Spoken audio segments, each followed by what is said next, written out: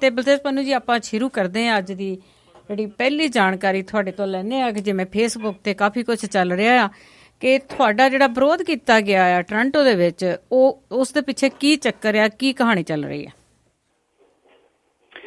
ਨਹੀਂ ਜੀ, ਵਿਰੋਧ ਤਾਂ ਜੇ ਕੋਈ ਵਿਚਾਰਾਂ ਦਾ ਕਰਦਾ ਤੇ ਉਹਦੇ ਵਿੱਚ ਕੋਈ ਹਰਜ ਨਹੀਂ ਗਾ ਜੀ। ਕਿਸੇ ਨੂੰ ਵੀ ਵਿਚਾਰਾਂ ਦਾ ਵਿਰੋਧ ਕਰਨ ਦਾ ਹੱਕ ਹੈ, ਪਰ ਐਕਚੁਅਲੀ ਇਹ ਤਕਰੀਬਨ 14 ਤੋਂ 15 ਦੇ ਕਰੀਬ ਜਿਹੜਾ ਸੀਗਾ ਜੀ ਲੋਕ ਸਨ ਦੀ ਮੌਬ ਅਟੈਕ ਸੀਗਾ, ਔਰ ਸਾਰੇ ਨੋਨ ਚਿਹਰੇ ਨੇ ਜੀ ਇਹਨਾਂ ਦੇ ਵਿੱਚ ਜਿਹੜੇ ਇੱਥੇ ਟੋਰਾਂਟੋ ਤੇ ਇਸ ਦੇ ਆਸ-ਪਾਸ ਦੇ ਇਲਾਕੇ ਦੇ ਵਿੱਚ ਵਿਚਰਦੇ ਨੇ ਜੀ। ਸੋ ਕਾਲਡ ਬਿਜ਼ਨਸਮੈਨ ਵੀ ਨੇ ਇਹ ਸਾਰੇ, ਔਰ ਜਿਹੜੀ ਉਹਨਾਂ ਦੇ ਵੱਲੋਂ ਕੋਸ਼ਿਸ਼ ਜਿਹੜੀ ਉਹ ਧੱਕਾ ਮੁੱਕੀ ਦੀ ਪ੍ਰੋਪਰ ਜਿਹੜੀ ਹੈ ਜੀ ਉਹ ਕੀਤੀ ਗਈ, ਔਰ ਖਿੱਚਣ ਦੀ ਕੋਸ਼ਿਸ਼ ਜਿਹੜੀ ਕੀਤੀ ਗਈ। ਨਗਰ ਕੀਰਤਨ ਦੇ ਮੂਹਰੇ ਜਿਹੜੀ ਸੀ ਇੱਥੇ ਕਵਰੇਜ ਕਰ ਰਹੇ ਸਨ ਜੀ ਮੇਰੇ ਦੋਸਤ ਨੇ ਇੱਥੇ ਜਿਹੜੇ TV ਚੈਨਲ ਰਨ ਕਰਦੇ ਨੇ, ਉਹਨਾਂ ਦੀ ਜਿਹੜੀ ਟੀਮ ਸੀਗੀ ਉਹ ਨਾਲ ਸੀਗੇ, ਮੈਂ ਉਹਨਾਂ ਦੇ ਨਾਲ ਸੀਗਾ ਜੀ। ਪਿੱਛੇ ਪਹਿਲਾਂ ਫੋਲੋ ਕਰਨਾ ਸ਼ੁਰੂ ਕੀਤਾ ਜੀ, ਬਾਅਦ ਦੇ ਵਿੱਚ ਆ ਕੇ ਜਿਹੜੀ ਹੈ ਜੀ ਉਹ ਗਾਲਾਂ ਵਾਲੀ ਲੈਂਗੁਏਜ ਸੀ ਉਹ ਸਾਰੀ ਵਰਤਣੀ ਸ਼ੁਰੂ ਕਰਤੀ, ਔਰ ਇਹ ਕਿਹਾ ਕਿ ਤੈਨੂੰ ਸਾਈਡ ਤੇ ਆ ਕੇ ਸੀ ਤੇਰੇ ਨਾਲ ਜਿਹੜੀ ਹੈ ਜੀ ਉਹ ਗੱਲ ਕਰਨੀ ਹੈ।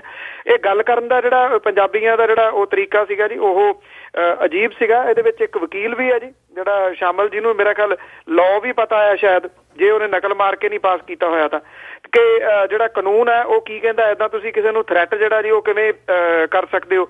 ਔਰ ਇਹਦੀ ਜਿਹੜੀ ਹੈ ਜੀ ਵੀਡੀਓ ਵੀ ਬਣ ਗਈ, ਵੀਡੀਓ ਜਿਹੜੀ ਮੇਰੇ ਕੋਲ ਆ ਗਈ। ਉਹਦੇ ਵਿੱਚ ਮੈਨੂੰ ਤਾਂ ਬਾਅਦ ਦੇ ਵਿੱਚ ਉਹ ਜਦੋਂ ਵੀਡੀਓ ਦੇ ਵਿੱਚ ਸੁਣਿਆ ਤਾਂ ਉਹਦੇ ਵਿੱਚ ਤਾਂ ਉਹਨੇ ਗਾਲ ਕੱਢ ਕੇ ਕਿਹਾ ਕਿ ਇਹਨੂੰ ਗੋਲੀ ਮਾਰ ਦਿਓ ਇੱਕ ਨੇ ਜੀ।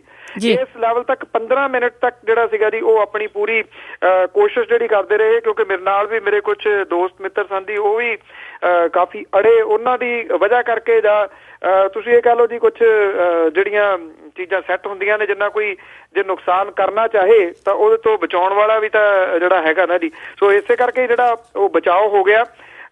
ਬਚਾਓ ਮੈਂ ਇਹ ਵੀ ਨਹੀਂ ਮੰਨਦਾ ਜੀ ਕਿ ਬਚਾਓ ਹੋ ਗਿਆ, ਨਾ ਕਦੀ ਇਹਨਾਂ ਚੀਜ਼ਾਂ ਦੀ ਪਰਵਾਹ ਕੀਤੀ ਹੈ ਜੀ, ਨਾ ਕਦੀ ਅੱਗੋਂ ਜਿਹੜੀ ਹੈ ਉਹ ਕਰਨੀ ਹੈ। ਇਹ ਬੁਖਲਾਹਟ ਹੈ ਜੀ। ਇਹ ਉਹੀ ਲੋਕ ਨੇ ਜੀ ਜਿਨ੍ਹਾਂ ਦੇ ਚਰਚੇ ਜਿਹੜੇ ਨੇ ਉਹ ਦੁਨੀਆ ਭਰ ਦੇ ਵਿੱਚ ਹੁੰਦੇ ਨੇ। ਕਿਹਦੀ ਵਜ੍ਹਾ ਕਰਕੇ ਚਰਚੇ ਹੁੰਦੇ ਨੇ ਉਹ ਕਿਸੇ ਨੂੰ ਦੱਸਣ ਦੀ ਜਿਹੜਾ ਜੀ ਉਹ ਜ਼ਰੂਰਤ ਨਹੀਂ ਹੈ। ਬੁਖਲਾਹਟ ਦੇ ਵਿੱਚ ਬੰਦਾ ਉਦੋਂ ਹੀ ਆਉਂਦਾ ਜਦੋਂ ਉਹਦੇ ਕੋਲੇ ਕਿਸੇ ਬੰਦੇ ਦੀ ਗੱਲ ਦਾ ਜਿਹੜਾ ਜੀ ਉਹ ਜਵਾਬ ਨਾ ਹੋਵੇ।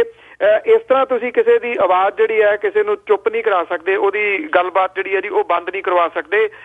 ਜੇ ਇੱਕ ਬਲਤੇਜ ਪੰਨੂ ਮਾਰ ਦੋਗੇ ਫੇਰ ਕਿਹੜਾ ਉੱਥੇ ਕੋਈ ਹੋਰ ਉੱਠੂਗਾ ਨਹੀਂ, ਹਜ਼ਾਰਾਂ ਜਿਹੜੇ ਨੇ ਉਹ ਪੈਦਾ ਹੋ ਜਾਣਗੇ।